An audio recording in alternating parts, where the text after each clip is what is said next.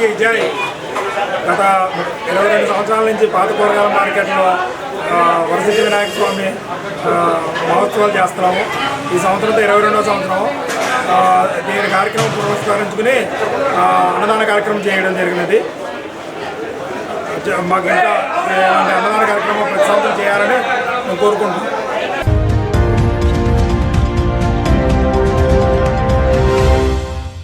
ప్రియమైన 8TV ప్రేక్షకులారా, 8TV తాజా వార్తల నోటిఫికేషన్ మీ దరికి ఎప్పటికప్పుడు చేరాలంటే ఇప్పుడే 8TVని సబ్స్క్రైబ్ చేయండి.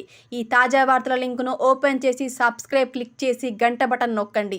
ఇక ఎంచక్కా తాజా వార్తలు మీకు చేరుతాయి.